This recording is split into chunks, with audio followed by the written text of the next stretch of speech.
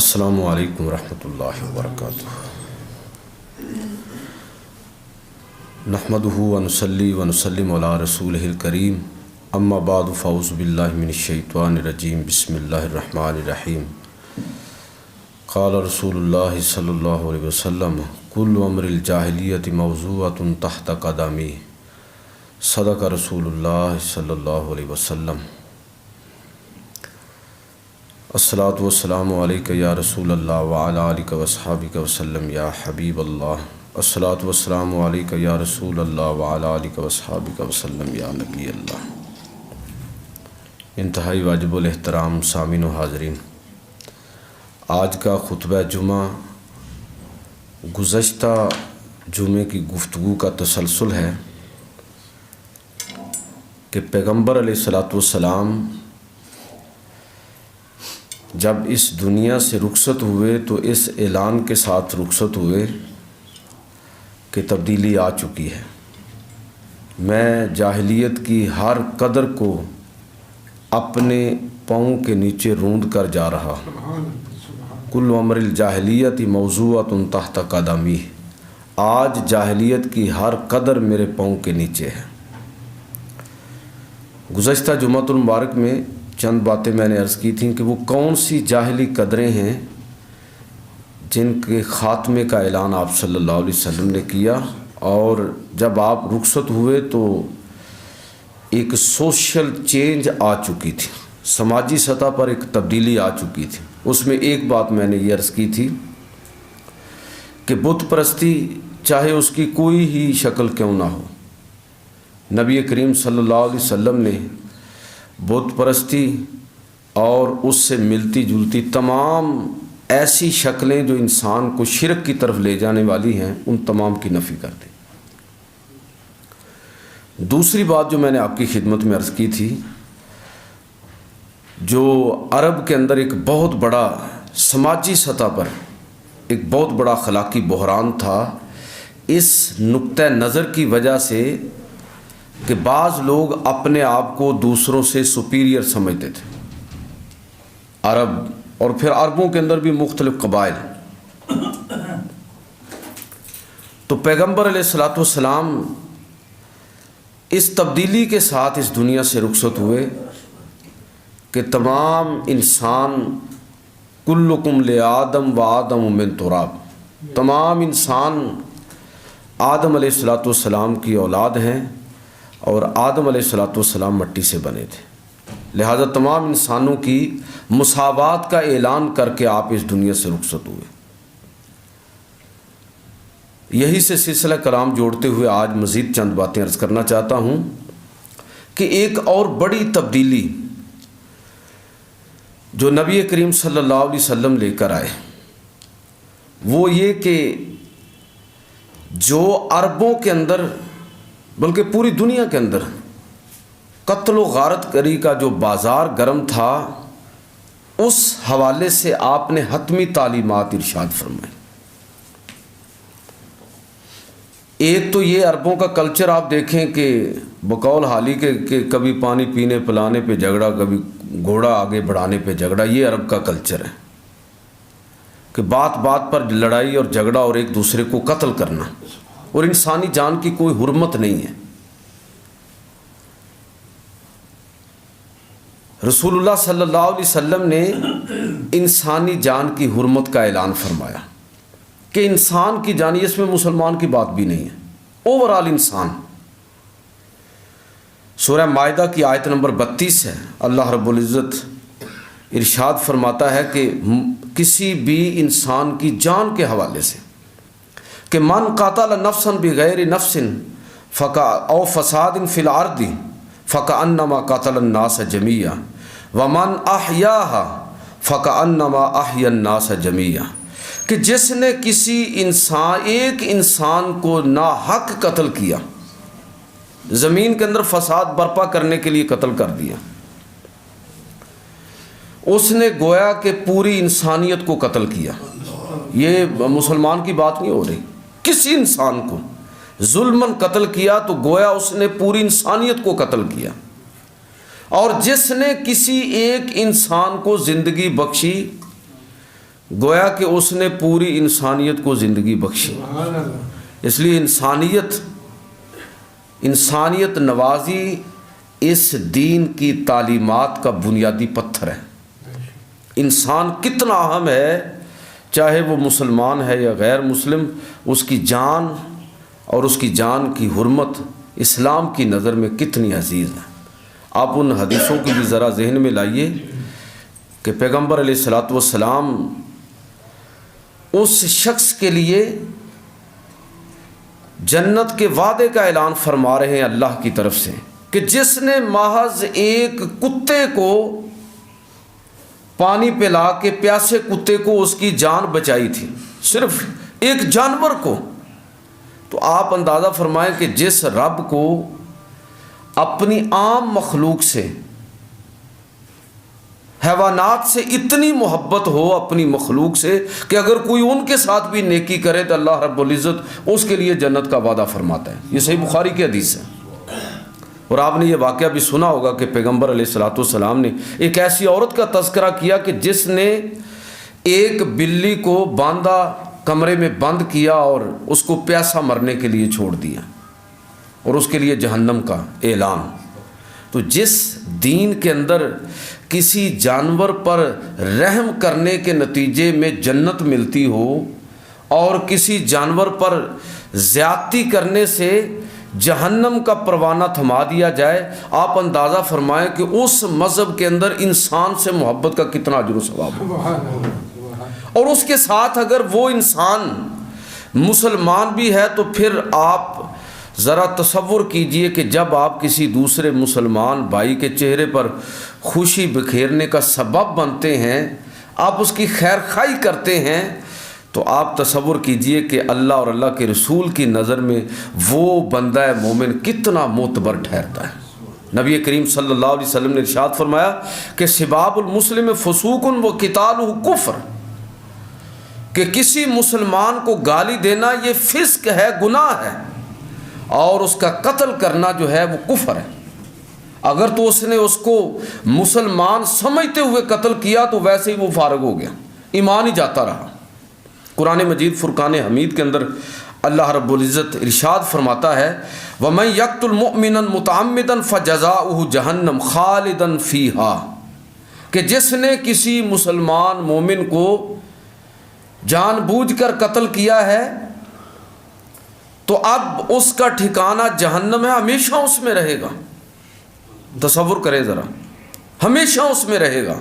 وَغَضِبَ اللَّهُ عَلَيْهِ وَلَعَنَهُ وَأَعَدَّ لَهُ عَذَابًا عَظِيمًا، اس پر اللہ کا غضب ہے، خدا کی لعنت ہے، اور ہمیشہ وہ عذاب عظیم کے اندر مبتلا رہے گا. اس لیے نبی کریم صلی اللہ علیہ وسلم نے ایک موقع پر بیت اللہ شریف کو مخاطب کرتے ہوئے فرمایا تھا کہ بیت اللہ تیری بڑی حرمت ہے، لیکن ایک خون مسلم تم سے بھی زیادہ عزیز تر ہے، تم سے بھی زیادہ عزت والا ہے. اور نبی کریم صلی اللہ علیہ وسلم نے ہی ایک اور موقع پر ارشاد فرمایا کہ المسلم علی المسلم حرام دمہ ومالہ وعرضہ، کہ ایک مسلمان کا دوسرے مسلمان پر اس کی جان، اس کی مال اور اس کی عزت حرام ہے. میں اس موضوع پر تفصیلات میں جانے سے گریز کرتے ہوئے اس ایک نقطے کو واضح صرف کرنا چاہتا ہوں کہ پیغمبر علیہ الصلاۃ والسلام جو تبدیلی لے کر آئے وہ تبدیلی یہ تھی کہ وہ لوگ جو ایک دوسرے کو قتل کرنا اور بدلہ لینا فخر سمجھتے تھے، خون بہانا جن کا کلچر اور روایت تھا، ان لوگوں کو کس طرح نبی کریم صلی اللہ علیہ وسلم نے تبدیل کر دیا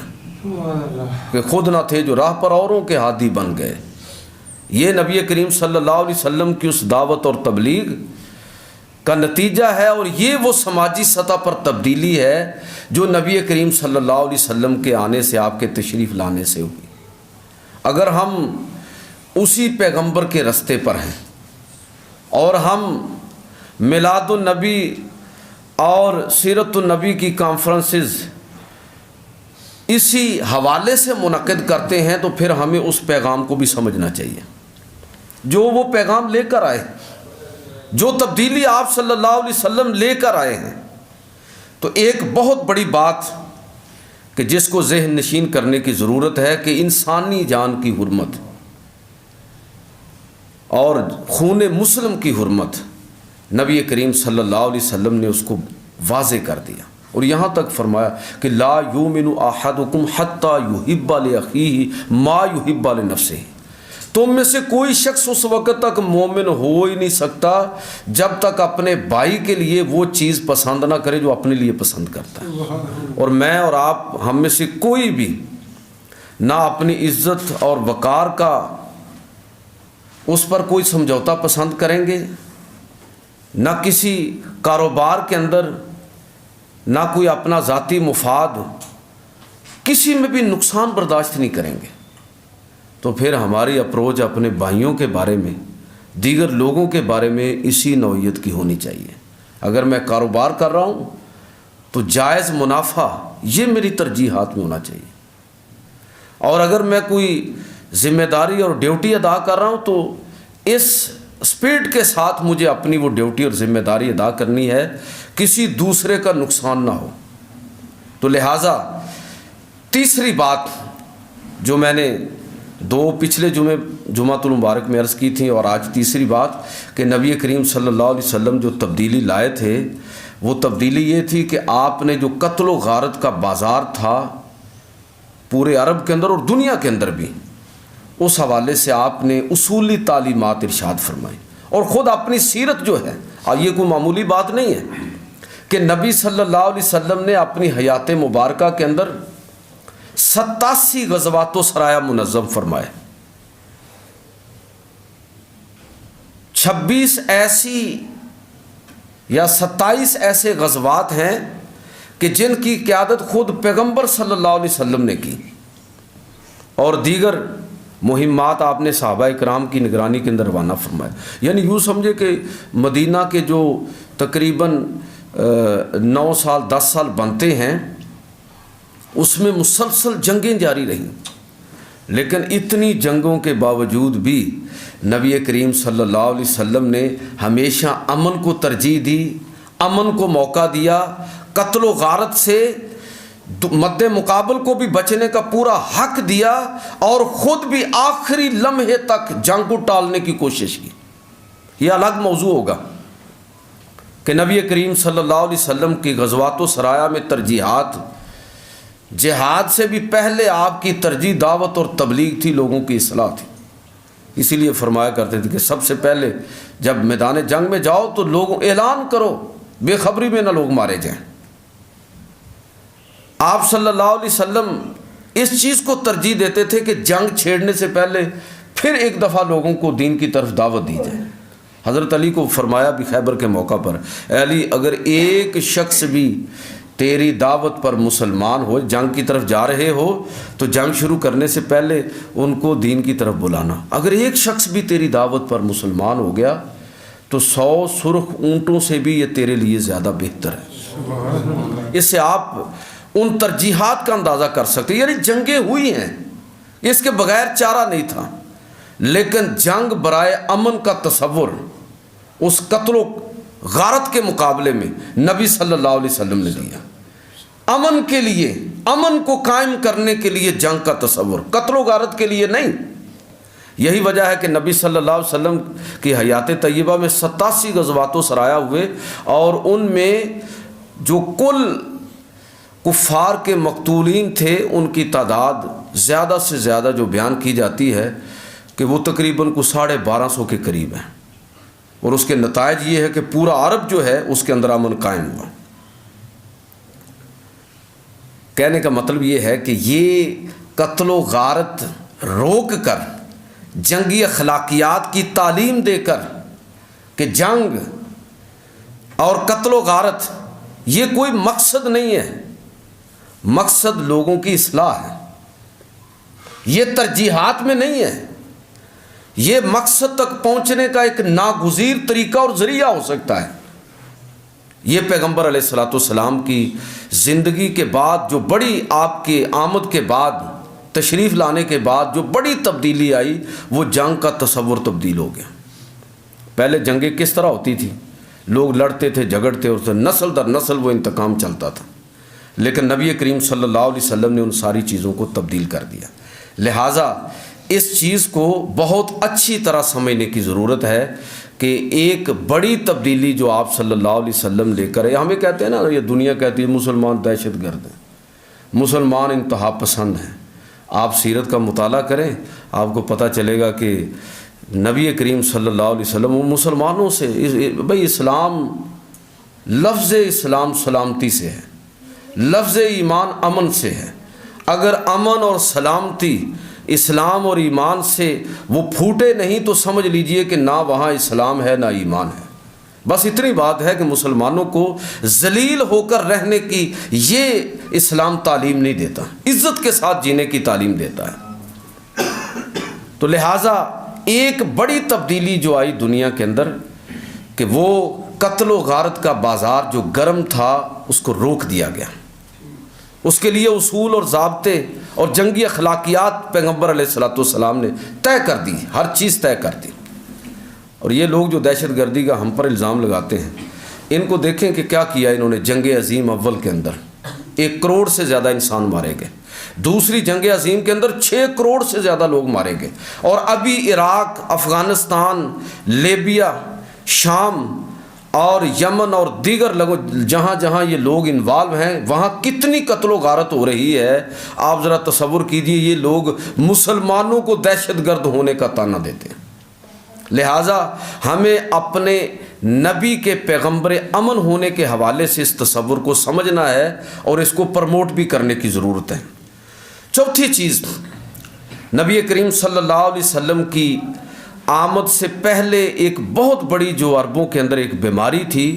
کہہ لیجئے کہ ایک کمزوری تھی، ایک سماجی سطح پر ایک بہت بڑی خرابی تھی جس کو نبی کریم صلی اللہ علیہ وسلم نے تبدیل کیا۔ وہ کیا تھی کہ لوگ کہانت، نجوم، ان کے اندر اس درجے انوالو تھے کہ کاہنوں کے بتائے ہوئے جو اندازے ہیں اس کو ہی حتمی سمجھتے تھے۔ گویا کہ ایک لحاظ سے آپ کہہ لیجئے کہ وہ کاہن اور نجومی کو خدا کے درجے پر فائز کیے ہوئے تھے۔ کہانت،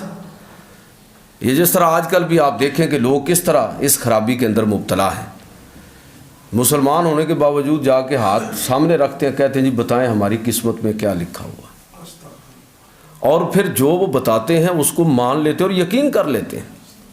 میں آپ کو صحیح مسلم کی اس روایت کی طرف توجہ دلانا چاہوں گا کہ نبی کریم صلی اللہ علیہ وسلم کے ارشاد کا مفہوم ہے کہ جو شخص کسی کاہن یا نجومی کے پاس گیا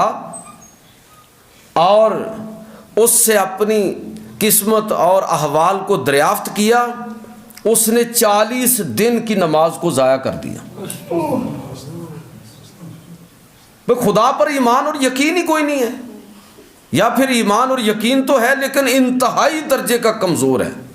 وہ ستاروں کی چالوں کو تو مؤثر سمجھتا ہے لیکن رب کریم کی تقدیر پر اس کا ایمان نہیں ہے۔ قرآن مجید فرقان حمید کے اندر اللہ رب العزت ارشاد فرماتا ہے وَكُلَّ إِنسَانٍ أَلْزَمْنَاهُ طَائِرَهُ فِي عُنُقِهِ، کہ ہر انسان کا نامہ اعمال ہم نے اس کی گردن کے اندر لٹکا کر اس کو بھیجا ہے، اور جو اس کی روح ہے اللہ رب العزت نے تقدیر بنا کے بھیجی ہے انسان کی۔ وَنُخْرِجُ لَهُ يَوْمَ الْقِيَامَةِ كِتَابًا يَلْقَاهُ مَنْشُورًا، اور قیامت کے دن وہ جو کتاب ہے اس کے سامنے کھلی ہوئی ہوگی، اور اللہ رب العزت اسے فرمائے گا اقرأ کتابک کفیٰ بنفسک اليوم علیک حسیبا، کہ پڑھ اپنی کتاب کو، آج تیرے حساب کے کتاب کے لیے تیری اپنی کتاب ہی کافی ہے جو کچھ تو نے کیا۔ انسان اصلاً اپنے اعمال کا اسیر ہے، رونا وہ تقدیر کا روتا ہے۔ اللہ کے علم میں کسی چیز کا ہونا یہ انسان کو مجبور نہیں کرتا کہ وہ ضروری کوئی برائی کرے۔ بات گہری ہے، ذرا اس پر توجہ سے اس چیز کو سمجھیے کہ اللہ کے علم میں کسی چیز کا ہونا یہ انسان کو مجبور نہیں کرتا کہ وہ برائی کا رستہ اختیار کرے۔ یاد رکھیے کہ اگر انسان کے پاس ارادہ اور اختیار نہ ہوتا تو قیامت کے دن اللہ تبارک و تعالیٰ انسانوں کا حساب کتاب نہ کرتا۔ بھائی فرشتوں کے پاس کوئی اختیار نہیں ہے، ان کا حساب بھی ارادہ کے تقاضوں کے تحت ہے، لہٰذا وہ اس جبلت اور فطرت کے زیر اثر اپنی زندگی گزارتے ہیں، نہ ان کے پاس وہ عقل ہے، نہ وہ دانش ہے، نہ وہ ارادہ اور اختیار ہے جو اللہ رب العزت نے انسان کو عطا فرمایا۔ لہٰذا اللہ نے جب انسان کو عقل عطا فرما دی، اس کو ارادہ اور اختیار دے دیا، اس کو حق اور باطل دونوں اس کی فطرت کے اندر وضعیت اور پیوست کر کے اس کو دنیا کے اندر بھیجا، اور پیغمبروں کو بھیجا کہ جائیے بات تو ان کی فطرت اور عقل میں نے ڈال دی ہے، لیکن پھر بھی کہیں یہ عقل کے دھوکے میں نہ آ جائیں، کہیں اپنی فطرت کو مسخ کر کے راہ حق سے اپنے آپ کو ہٹا نہ لیں، اس لیے آپ جائیے اور وہی باتیں جو میں نے ان کی فطرت اور عقل کے اندر ڈال کر ان کو بھیجا ہے، جائیے ان کو ذرا وحی کی صورت میں ان کے سامنے دہرائیے۔ کیا ہر انسان سچائی کو پسند نہیں کرتا؟ چاہے وہ مسلمان ہو یا نہ ہو، مسلمان نہ بھی ہو تب بھی سچائی کو پسند کرتا ہے، قتل و غارت سے نفرت کرتا ہے۔ یہ بات اس کے اندر کیسے آئی ہے؟ یہ اللہ نے انسان کی فطرت کے اندر خیر اور شر کا تصور پیوست کر کے بھیجا ہے۔ اس کا مطلب یہ ہوا کہ پیغمبر کوئی نئی بات نہیں کرتے، وہ وہی بات کہتے ہیں جس فطرت سلیمہ پر اللہ تعالیٰ نے انسان کو پیدا کیا ہے۔ اب بندے کی بیماری یہ ہے، کمزوری یہ ہے کہ وہ ان چیزوں کو نظر انداز کرتا ہے، حق کو سمجھنے کے باوجود اس سے نظریں چرانے کی کوشش کرتا ہے، یہ دیکھنے کے باوجود کہ حق کس طرف ہے دوسری طرف کھڑا ہو جاتا ہے۔ ان چیزوں سے روکنے کے لیے، متنبع کرنے کے لیے اللہ رب العزت نے پیغمبروں کو بھیجا۔ تو میں یہ کہنا یہ چاہتا ہوں کہ یہ نجوم اور کہانت کے نام پر عرب کے اندر جو ایک طرح کی سماجی سطح پر ایک بہت بڑی خرابی تھی، پیغمبر علیہ الصلوۃ والسلام نے تقدیر پر ایمان پختہ کر کے اس خرابی کے خاتمے کا اعلان کر۔ یہ بڑی تبدیلی تھی، یہ بہت بڑی تبدیلی تھی کہ لوگ اللہ پر ایمان اور یقین رکھیں، محنت کریں، کوشش کریں اور پھر نتائج کو اللہ کے حوالے کر دیں۔ یہ ہونا چاہیے مائنڈ سیٹ۔ یہ مائنڈ سیٹ نہیں ہے کہ آپ ستاروں کی چالوں کے پیچھے بھاگتے رہیں، آپ تقدیر کا آپ خود ہاتھ پر ہاتھ دھرے بیٹھا رہے بندہ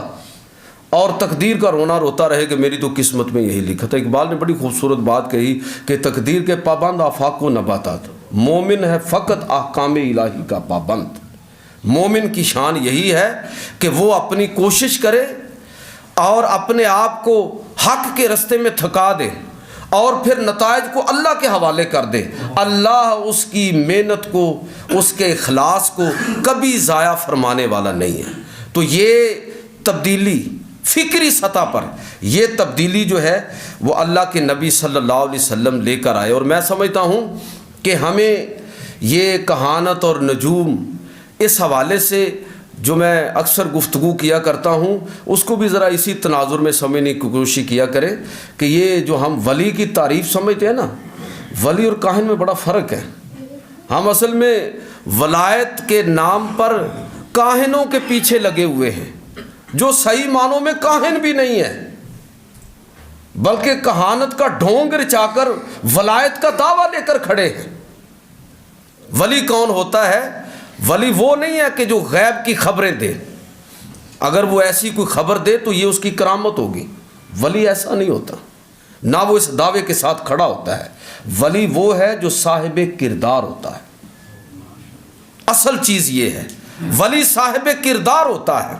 اس کے کردار کو دیکھ کر اللہ اور اللہ کے رسول کے دین کی سمجھ آتی ہے لوگوں کو۔ یہ اللہ کا ولی ہے جو صاحب علم بھی ہوتا ہے اور صاحب کردار بھی ہوتا ہے۔ لہٰذا یہ جو ہم جن چکروں میں پڑے ہوتے ہیں اور سمجھتے ہیں کہ ولی شاید ایسا ہوتا ہے، تو یہ اصل میں ہم ولی کی تلاش میں نہیں ہوتے، ہم انسان کے روپ میں خدا کو تلاش کر رہے ہوتے ہیں،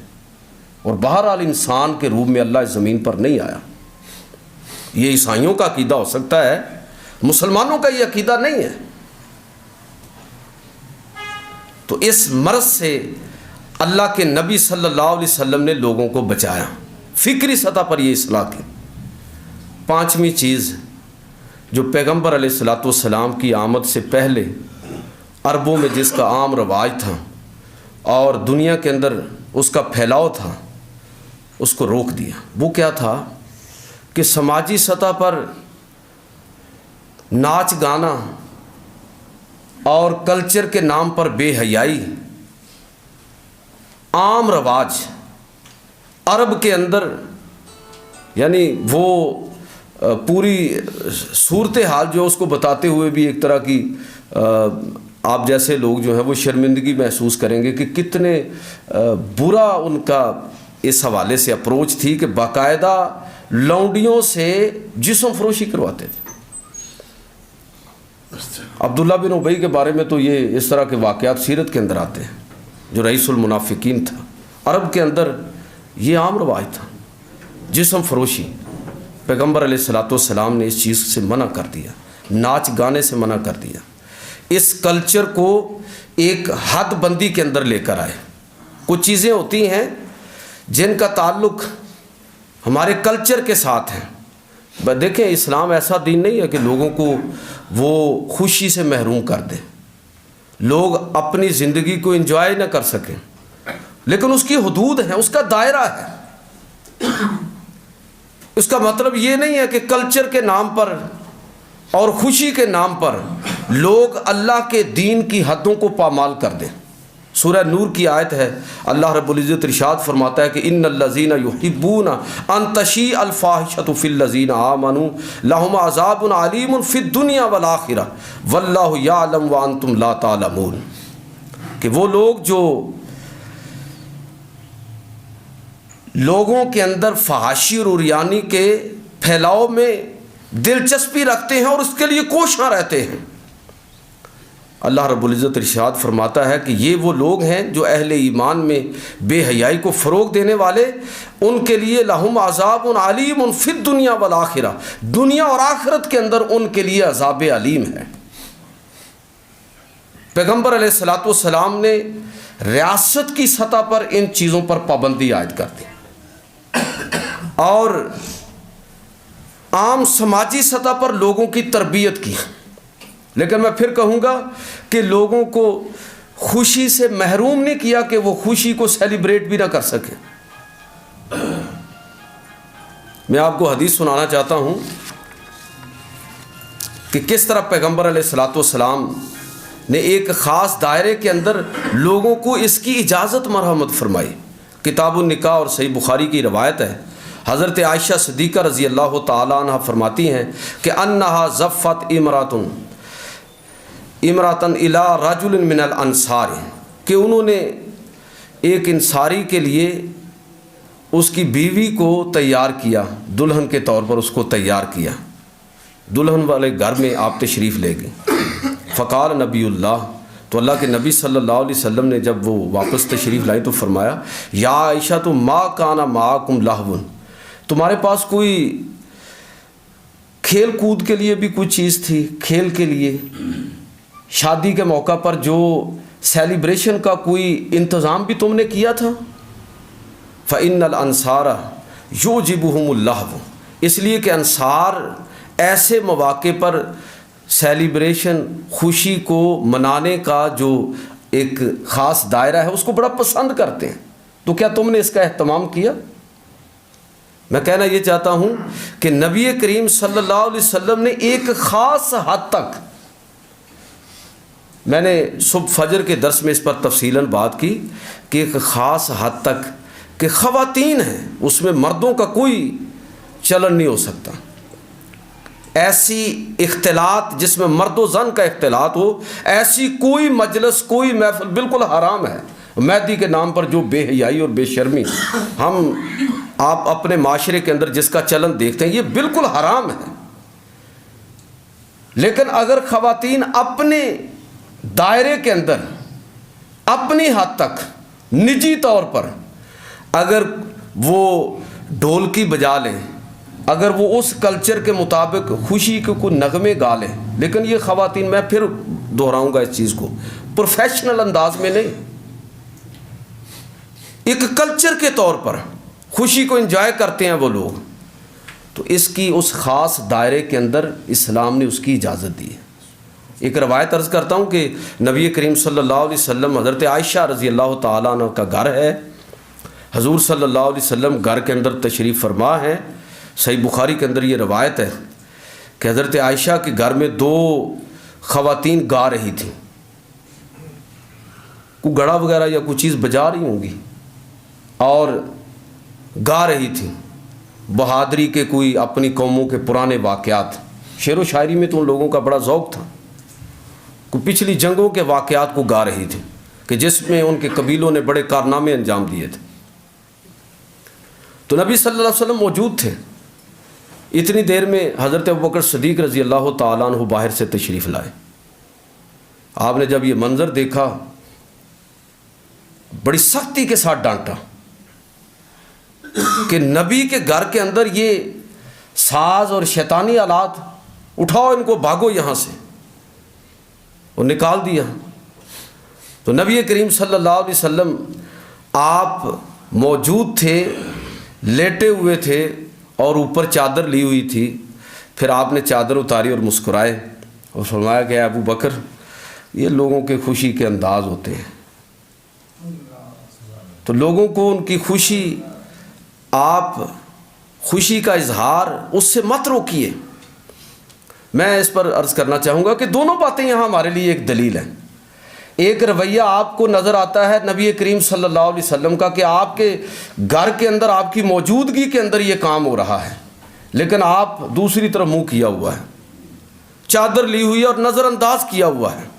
یہ بھی ایک رویہ ہے۔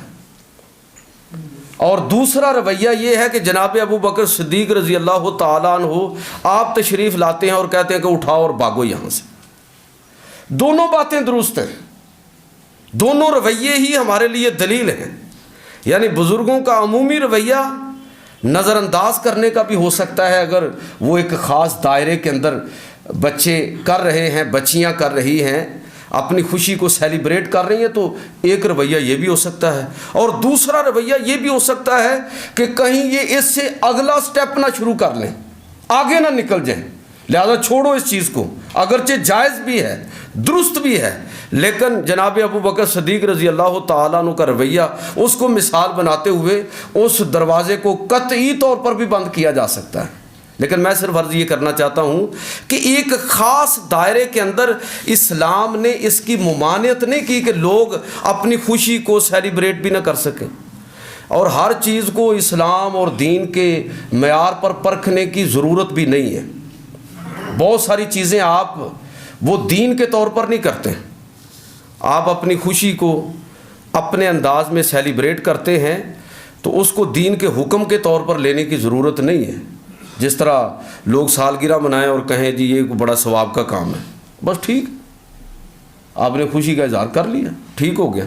اس پر کسی ثواب کی توقع مت رکھیے۔ اور اگر آپ نے کسی حد کو توڑا تو عذاب اور گناہ ضرور ہو سکتا ہے، لہذا بہتر نہیں ہے کہ آدمی کسی بھی فضول قسم کی ایکٹیویٹی سے اوورآل اجتناب کرے۔ لیکن پھر بھی میں یہ عرض کرنا چاہوں گا کہ آپ لوگوں کو خوشیوں سے محروم نہ کیجیے اسلام کے نام پر۔ اگر کوئی اپنی فیملی کے ساتھ شمالی علاقہ جات کی طرف سیر کے لیے جائے اور میں اور آپ اس پر یہ فتویٰ لگا دیں کہ چونکہ اللہ کے رسول کبھی مری نہیں گئے اور گلگت اور بلتستان کی طرف تو بالکل نہیں گئے، لہٰذا یہ شرعاً حرام ہے، تو بھئی آپ تھوڑی زیادتی کر رہے ہیں۔ آپ ان چیزوں کو ان پیمانوں پر پرکھنے کی ضرورت ہی نہیں ہے۔ بہرحال واپس آتے ہیں اپنے موضوع کی طرف۔ میں عرض یہ کرنا چاہتا ہوں کہ نبی صلی اللہ علیہ وسلم، آپ جو 5ویں بڑی تبدیلی آپ صلی اللہ علیہ وسلم کی زندگی اور آپ کی تعلیمات کے نتیجے میں آئی، وہ یہ تھی کہ جو وہاں پر اس طرح کی ایکٹیویٹیز تھیں، یعنی جس طرح آج کل لوگ کلچرل فیسٹیول کے نام پر کنجر خانہ کرتے ہیں اور کلچر کے نام پر بے حیائی پھیلاتے ہیں، اس کی ممانعت ہے، اس کو حرام کیا شریعت نے، اور یہ چیزیں ان کی ممانعت ہے۔ یہ جو ایک عمومی رواج تھا، اس سے پیغمبر علیہ الصلوۃ والسلام نے لوگوں کو روک دیا، منع کر دیا۔ لوگ کئی کہتے ہیں جی اسلام میں گانا بجانا جائز ہے یا ناجائز ہے، میں اس پر کوئی لمبی بات نہیں کرتا، صرف اتنا عرض کرتا ہوں، آپ صرف یہ دیکھ لیں کہ حضور کے آنے سے پہلے گانے بجانے کا جو رواج تھا، جب آپ رخصت ہوئے تو اس میں زیادتی ہوئی یا کمی ہوئی؟ تو آپ کو بات سمجھ آئے گی کہ آپ نے اس کو کس طرح منیمائز کیا ہے، اس کو کس طرح ایک دائرے اور حد کا پابند بنایا ہے کہ آپ اس حد سے زیادہ اس سے اوپر جانے کی کوشش کریں گے تو یہ چیز آپ کو گمراہی کی طرف لے کر جائے گی۔ چھٹی چیز جو پیغمبر علیہ الصلاۃ والسلام آپ کی زندگی، آپ کی دعوت اور تبلیغ اور آپ کے اس دنیا میں تشریف لانے کے نتیجے میں آئی، وہ یہ تھی کہ وہ ماحول جو بے حیائی پر مبنی تھا، گناہ پر مبنی تھا، عورت جس طرح ذلیل اور رسوا ہو رہی تھی، اللہ کے نبی صلی اللہ علیہ وسلم نے اس کو تبدیل کر دیا۔ اور اس میں بالخصوص میں یہ عرض کروں گا، یہ الگ موضوع ہے اور میں اس موضوع پر کسی دیگر موقع پر میں اس پر تفصیل سے بات کر چکا ہوں کہ نکاح کی پابندی شریعت نے عائد کر کے 100% عورت کے حقوق کا تحفظ کیا ہے۔ یہ عورت کے حقوق کا تحفظ ہے۔ مرد کی نفسیات اور ہے، عورت کی نفسیات اور ہے۔ نکاح کی پابندی اور نکاح کی تعداد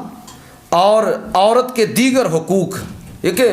مغرب بات کرتا ہے آزادی نسواں کی